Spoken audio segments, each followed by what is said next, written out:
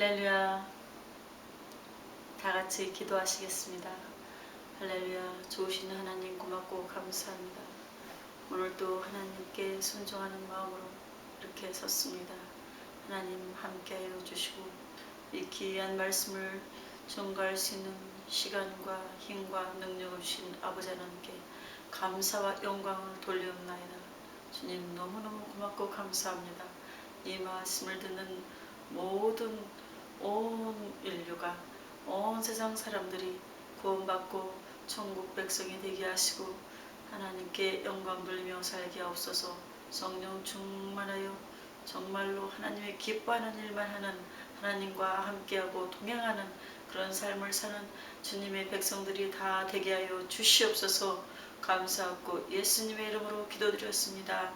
아멘. 할렐루야.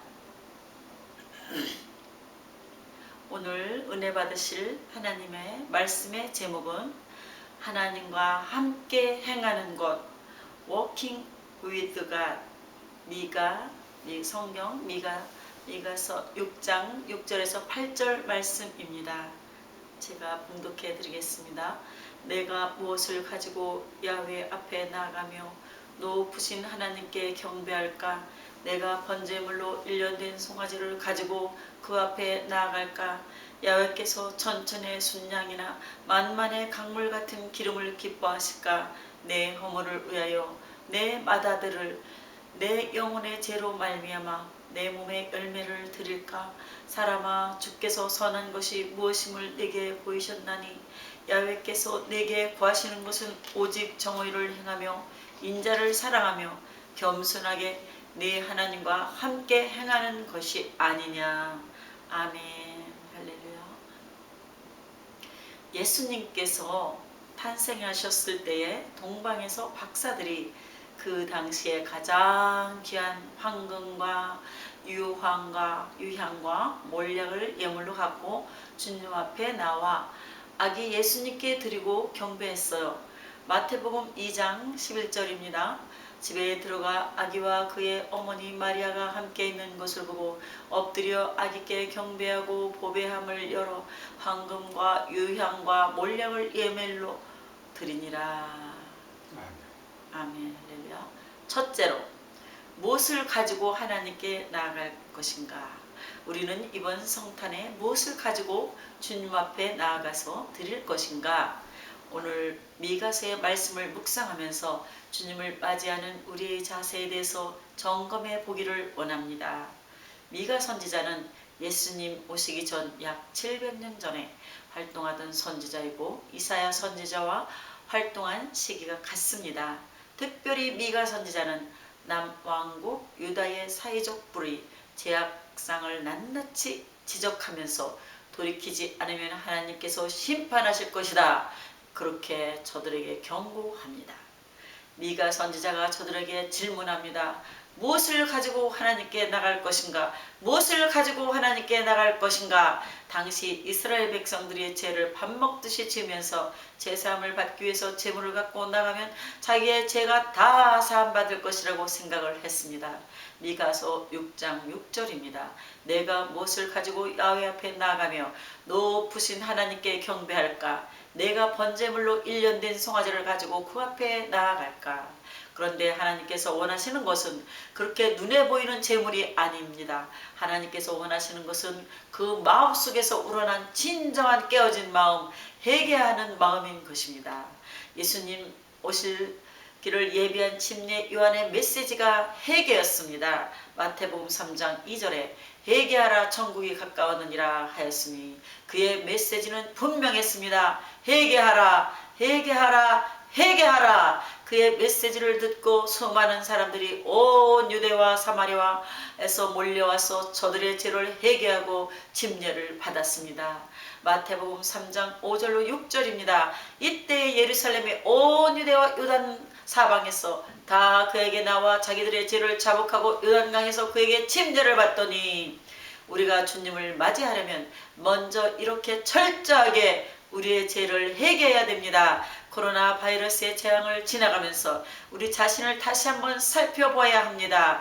하나님과 나와의 관계 속에 무엇이 잘못되어 있는가? 우리는 그동안에 너무나 풍요로운 속에서 각기 바쁜 삶을 살았습니다. 주님과 나와의 관계에 대해서 매 순간 확인해 볼 그런 여유가 없었습니다. 그냥 무언가 바쁜 삶을 살다가 이렇게 코로나19라는 재앙을 맞게 되니까 모든 것이 멈춰진 상태에서 우리 자신을 다시 한번 돌아볼 수 있게 된 것입니다. 우리가 과연 그동안 주님 뜻대로 살았는가? 살지 못했는가? 주님 뜻대로 살지 못한 이 잘못된 것들을 회개해야 합니다. 성령 충만하지 못한 것을 회개해야 합니다. 신앙의 열정을 잃어버린 것을 회개해야 됩니다. 감사가 사라진 것을 회개해야 됩니다. 기도가 소홀했던 것을 회개해야 됩니다. 주님을 열심히 섬기지 못한 것을 회개해야 되는 것입니다. 남을 미워하고 분노하기만 하며 사랑하고 용서하지 못한 것을 회개해야 합니다. 사람들이 얼마나 고집이 강한지 절대 남을 용서하지 못하고 마음의 미움과 분노를 움켜쥐고 삽니다. 이제는 사랑할 거야. 이제는 안 미워할 거야. 그러면서도 또 이 마음속에서 쓴물이 나오면 또 하고 또 하고 또 하고 우리는 그러한 모든 것들을 철저하게 회개하고 깨어지고 낮아진 모습으로 주님 앞에 나아가게 되기를 바랍니다. 하나님이 우리에게 원하시는 것은 깨어진 마음입니다. 다윗이 하나님 앞에 회개할 때 이와 같이 기도합니다. 시편 51편 17절입니다. 하나님께서 구하시는 제사는 상한 심령이라. 하나님이여 상하고 동의하는 마음을 주께서 멸시하지 아니하시리이다. 눈에 보이는 형식적인 재물보다는 깨어진 마음, 상한 마음을 주님이 원하고 계시는 것입니다. 오늘 이 시간 이 주님의 음성을 듣는 모든 주님의 백성들이 깨어지고 낮아진 모습으로 주님 앞에 나가게 되기를 주님의 이름으로 축원합니다. 둘째로 하나님께서 원하시는 것, 하나님께서 원하시는 것은 깨어지고 낮아진 모습으로 나아갈 때, 둘째로 하나님께서 우리에게 원하시는 것이 있습니다.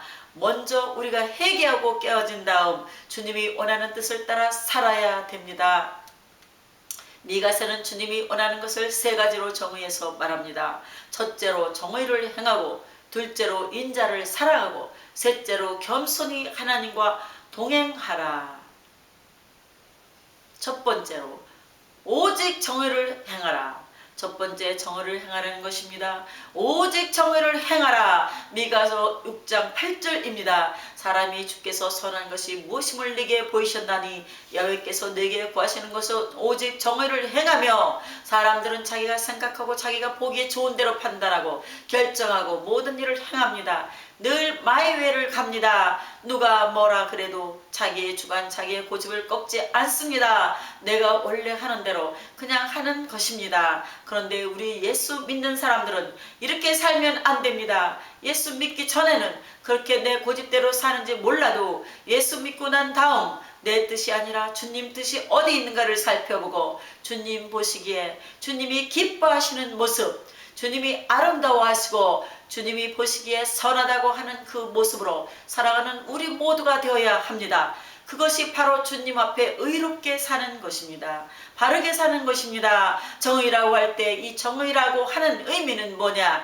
나의 책임을 다하는 동시에 각자에게 특별히 약자에게 주어진 권리를 존중히 여기고 보호해 주는 것입니다.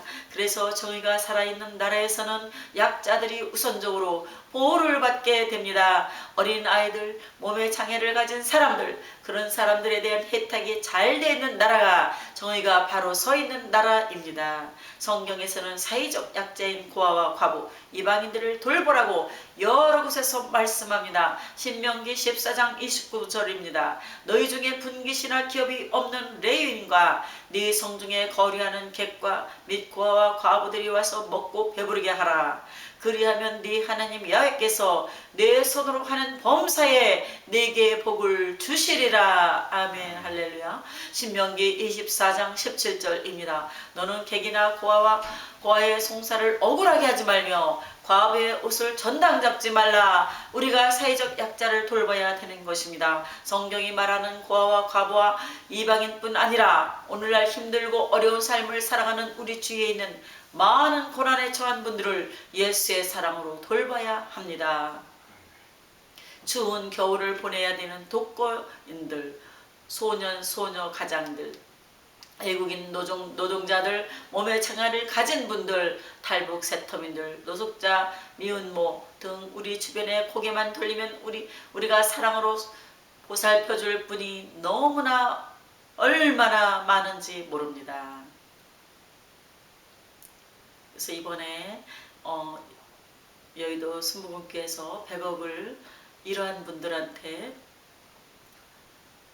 후원한다는 말을 듣고 너무나 감사하고 이렇게 뿌듯하고 떳떳할 수가 없습니다. 제가 하는 것처럼 이렇게 감사하고 감사합니다.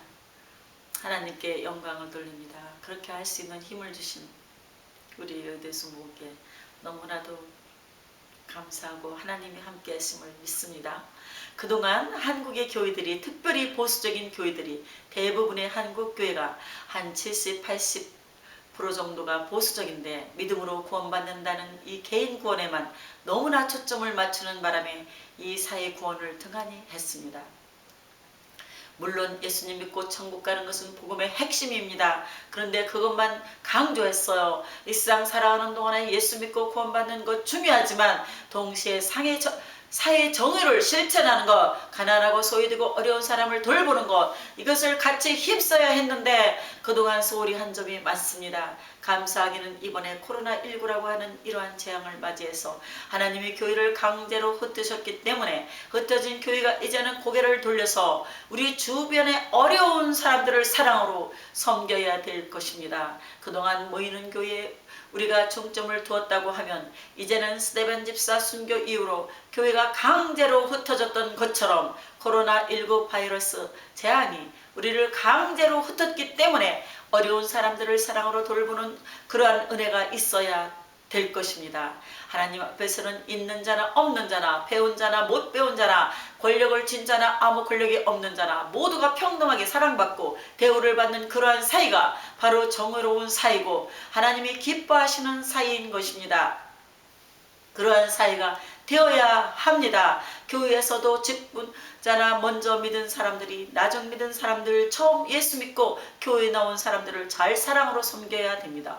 그것이 주님이 기뻐하시는 정의입니다. 내가 하고 목에 힘을 주는 동안에는 문제가 많이 생겨나는 것입니다. 또한 또 한 가지 조심해야 되는 것은 내 스스로 의로움에 빠져 당신 이것이 잘못됐어, 이것이 잘못됐어 남만 지적하고 문제를 일으킨다면 예수님 당시 바리새인과 똑같은 삶을 살고 있다는 것입니다. 더 많은 혼란과 분열과 가져올 뿐 늘 겸손히 깨어지고 낮아져서 사랑으로 섬기고 주의 사랑으로 하나님께 영광 돌리는 우리 모두가 되어야 할 것입니다. 둘째로 인자를 사랑하라. 그래서 첫째로는 우리가 하나님 앞에 정의로운 삶의 모습으로 우리 삶이 바뀌어져야 합니다. 둘째는 인자를 사랑하라고 말씀합니다. 6장 6절입니다. 인자를 사랑하며. 여기 인자를 사랑한다는 말은 두 가지 내용입니다. 하나님과의 관계에서는 사랑과 순종, 충성의 모습이요, 이웃과의 관계에서는 자비를 베풀고 사랑을 실천하는 것입니다. 인자라고 하는 표현이 조금 구체적인 사랑의 모습입니다. 자비롭다고 하는 단어와 더 가까울 수가 있습니다. 오늘날 우리 사이에 많은 문제가 이 자비함이 없어요. 너무 무자비합니다. 남을 죽여야 삽니다. 편을 갈려서 내 편이 아니면 끝까지 상대편을 짓밟고 고통을 줍니다.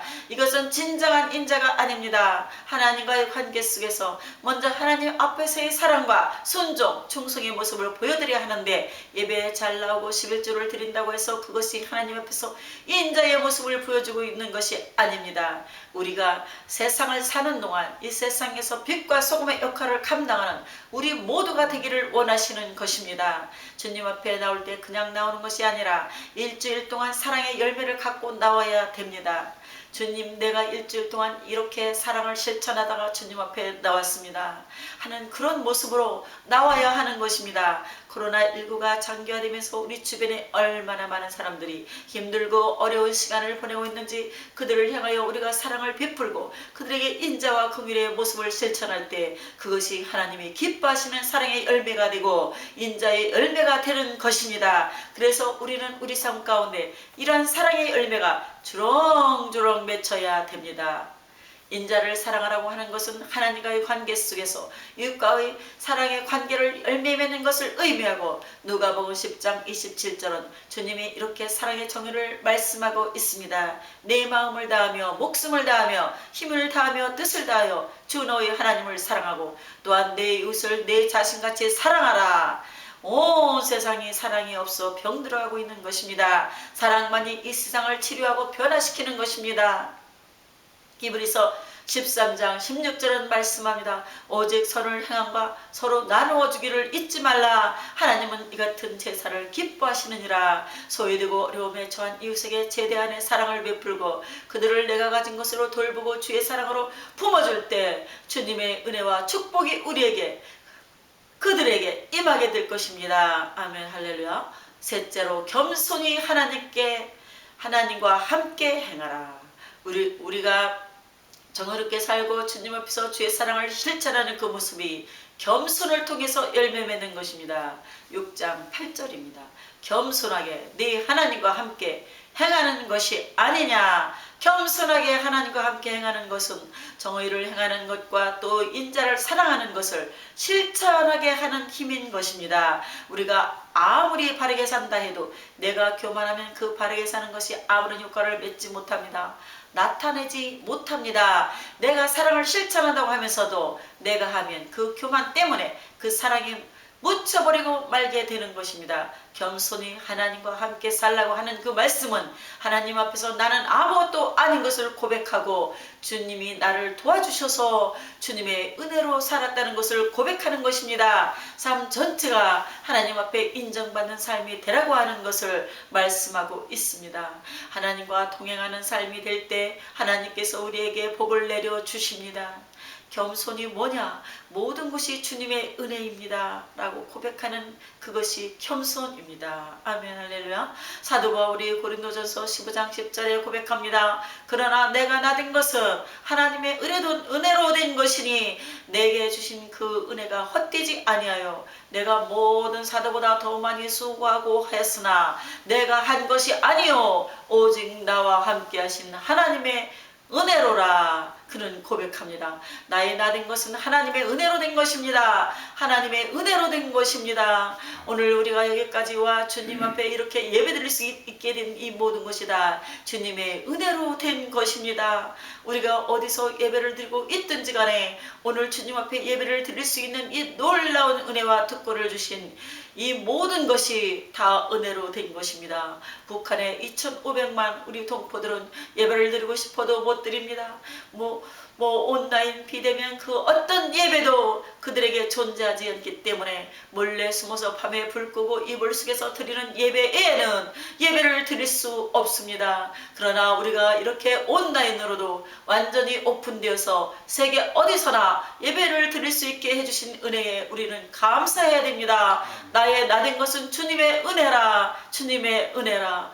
겸손히 삶이 주님의 은혜를 더욱 풍성하게 만듭니다. 하나님 앞에서 자신을 낮추고 겸손히 행하는 자를 하나님께서 귀히 보시고 높여주시고 복의 복을 더해주시는 것입니다. 하나님께서 교만한 자를 물리치시고 겸손한 자를 높이 세워주십니다. 베드로전서 5장 5절입니다. 젊은 자들아 이와 같이 장로들에게 순종하고 다 서로 겸손으로 허리를 동이라. 하나님은 교만한 자를 대적하시되 겸손한 자에게는 은혜를 주시느니라. 아멘 할렐루야. 사람은 철저하게 교만 덩어리입니다. 고집불통입니다. 자기밖에 모릅니다.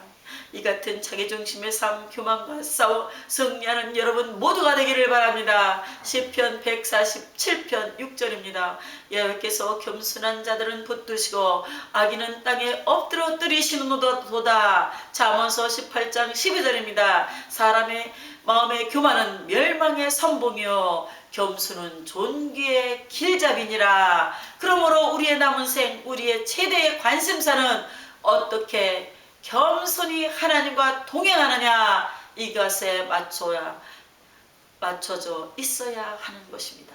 어떻게 내가 주님과 겸손하게 동행할 수 있겠습니까? 주님 내게 은혜를 베풀어 주셔서 나 자신의 고집, 교만을 다 내어놓고 정의를 행하며 의로운 삶을 살게 하여 주시고 인자를 사랑하여 내가 사랑과 자비와 긍휼을 베풀 수 있게 하여 주시고 겸손히 우리 주님과 동행할 수 있게 하여 주시옵소서. 성탄절을 맞이하면서 이 같은 삶을 살지 못했던 나 자신을 철저하게 회개하고 우리 주님이 기뻐하시는 그러한 모습으로 살아가는 저와 여러분 모두가 되기를 주님의 이름으로 축원합니다. 우리 한국교회 역사에 가장 큰 흔적을 남긴 1907년 평양 대붕운동이 있습니다. 이 평양 대붕운동은 1903년 원산 부흥회로부터 출발합니다. 1903년 강원도에서 사역했던 하디 선교사님이 중국에서 사역했던 화이트 선교사님이 오신 것을 계기로 해서 같이 모여 기도회를 갖게 되었습니다. 선교사님들이 다 함께 모여 기도회를 갖는데 선교사님마다 한 시간씩 돌아가면서 말씀을 전하고 모여서 기도하는 그런 선교사 수련회를 가졌습니다. 하디 선교사님에게 기도에 대한 주제를 맡겼을 때 선교사님이 말씀을 주면서 본인의 교만을 보게 되었습니다. 성령이 강하게 임해서 그가 통해 자복하면서 하나님 앞에 회개합니다. 내가 캐나다에 있는 명문 의과대학을 나왔다고, 한국 사람들을 배우지 못했다고, 또 가난하다고, 어렵게 산다고 무시하고 늘 우월감을 가지고 그들을 대했던 것을 용서하여 주시옵소서. 그가 하나님 앞에 통해 자복했습니다. 눈물로 기도했습니다. 그래서 선교사님들이 모인 자리에서 눈물로 자기의 죄를 고백하며 그 말씀을 전할 때 성령이 임해서 모두가 다 성령 충만함을 받고 그곳에 큰 하나님의 은혜가 임한 부흥의 장소가 되었습니다. 그래서 이 하드 선교사님이 다시 교회에 가서 다시 성도들 앞에서 성도들이 모인 자리에서 말씀을 전할 때 성령의 불이 떨어지고 회개의 운동이 일어나서 원산으로 시작한 이 회개 운동이 온 한국을 뒤덮게 되었는데 1907년 평양에서 그 절정을 이루게 되었던 것입니다. 1907년 1월 장대행교에서 전국 각지에서 모여온 1500명의 성도들이 함께 모여 열흘 동안 부흥사경회를 가질 때 그 놀라운 일이 일어났습니다. 그 장대한 교회의 대표가 되는 길선조 장로님의 간증입니다. 길선조 장로님은 기도회 중에 갑자기 일어나 큰 소리로 애치기를 나는 아간과 같은 죄인이 올시다 라고 하면서 자신의 죄를 회개했습니다. 그 내용은 1년 전에 친구가 죽으면서 재산을 잘 관리해달라고 부탁했는데 그중 미화 100불 상당의 돈을 수고 빚으로 자기가 가졌다는 것입니다. 길장로는 나는 하나님을 속였고 그 친구와 그의 부인을 속인 도둑놈입니다. 내일 아침 일찍이 돈을 돌려주겠습니다. 나 때문에 온 회중이 은혜를 받지 못하고 있으니 나는 죄인 중에 죄인이 올시다 라고 눈물로 회개했습니다. 그러자 회중도 모두 마룻바닥을 치면서 회개하기 시작했습니다. 그들이 이 교회의 대표였고 그 교회를 이끌어가던 길선조 장로의 회개의 고백을 들었을 때 너도 나도 가슴이 찔려서 마룻바닥을 치면서 통곡하며 울며 회개했습니다. 기도가 그치지 않으니까 이제 마치고 내일 다시 모이자고 했을 때 저들이 집에 가서 잠을 자지 못하고 설레는 마음으로 다음날 새벽에 와서 교회에서 기도를 시작한 게 우리 한국교회 새벽 기도의 출발입니다.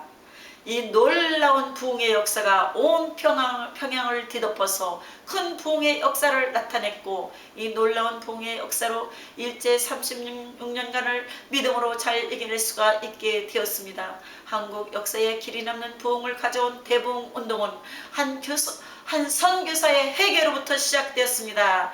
이번 우리가 성탄절을 맞이하면서 절제한 회개로 주님 앞에 나아가야 합니다. 주님, 그동안 주님 뜻대로 살지 못한 것 회개합니다. 기도하지 못한 것 회개합니다. 감사하지 못한 것 회개합니다.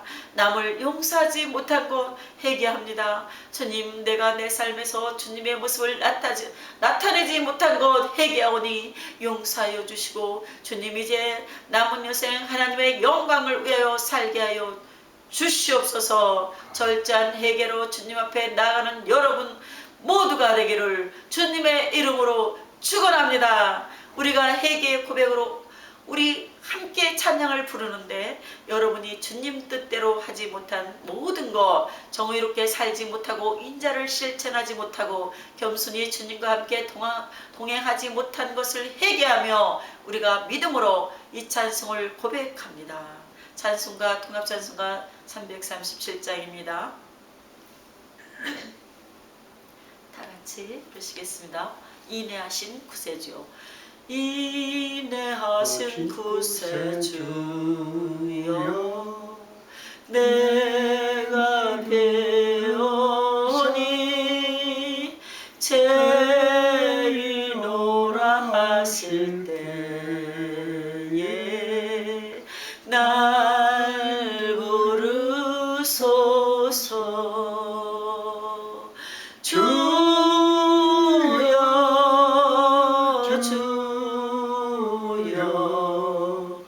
내가 비오니 죄인오라 하실 때에 날 부르소서.